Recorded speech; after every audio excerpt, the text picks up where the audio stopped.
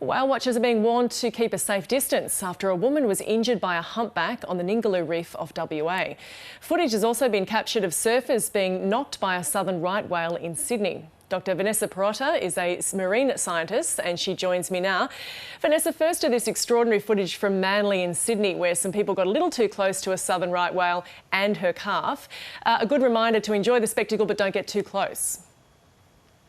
Absolutely, a very timely reminder. You're dealing with an animal the size of a school bus who's there just to simply have a nice rest and relaxation with a young calf.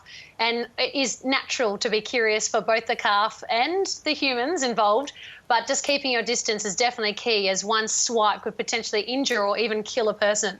Would that have been, and we'll see this come up in the footage in a moment, but a swipe by this mother, would it have been deliberate? Most likely. So there's a number of different behaviours that whales do exhibit, and after watching whales for many years you start to pick up on this. And she is with her calf in these shallow sandy waters off one of the busiest cities in Australia, and to see the interactions of the calf going near a freediver in that case, as well as the surfers, and what appears to be touched by a freediver. We've got drone footage of this to see. You automatically then see the mother come in and sweep in and put herself almost between them, the people that is, and her young calf. And a woman has been injured by a humpback whale while swimming on the Ningaloo reef in WA. She was swimming with them while on a tour. Again, do you think in that case the whale would have been acting defensively? Well, it's very important to remember that this is a trial period off the Western Australian coast for swimming activities since 2016. And in this case, the operator has been wonderful and has explained the situation of what went on. And it does appear from the operator's words, I wasn't there, I must point out, that a mother did come between the swimmers to almost separate her calf from the swimmers. And so those actions seem very much defensive-like. Now, what are the rules and regulations in terms of how close people can get to a whale? Well, it just does depend if you're on land, if you're in the air using a drone, or if you're in the water. And so if you're in the water, it's not advised to swim with whales. There are national guidelines in place as well as state guidelines to ensure your safety, but most importantly, the safety of these animals. We all love whales and we want to protect them. So it's not advised to swim with them. And if an animal does approach you, it's best to give them a lot of space. So in the case that we saw here on the weekend off Manly, it's very important that those swimmers should have given those animals a lot of space.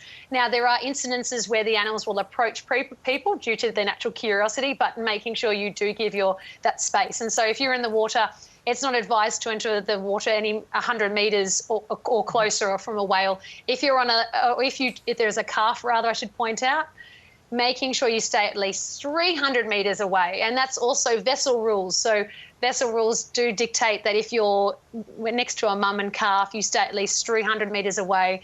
With non-calf in the area, it's 100. And then if you're operating a drone, which is very important, you need to at least stay 100 metres above, so don't go any lower. And this is all to protect the animals as well as to protect us as humans.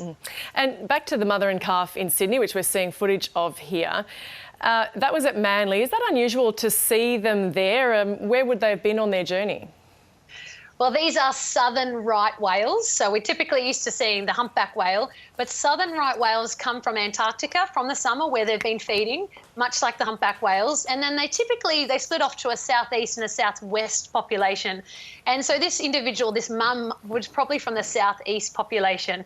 And so she would have come up with her young calf, and the shallow sandy bottoms is ideal for these whales to be resting. And remember, this mother is nursing her young calf, which this young calf will be growing over the next couple of months in preparation for returning back to Antarctica, this time outside of her mum's tummy. And tell us about the different types of whales migrating at the moment that people might be able to see. So we have the humpback whale, which is the ones that we typically see jumping up and down. They're great to see. And this is on the west and the east coast as well. We've also got the southern right whale, which is pretty big, almost 80,000 kilograms in weight, 17 metres long. But there's also the dwarf minke whale on the east coast of Australia, and they're around 7 to 8 metres long. And they're pretty big, and they also make a funny Star Wars sound, which sounds like boing. Very famous. We'll have to get out there and see them. Vanessa Pirotta, marine scientist, thanks for joining us. Thank you.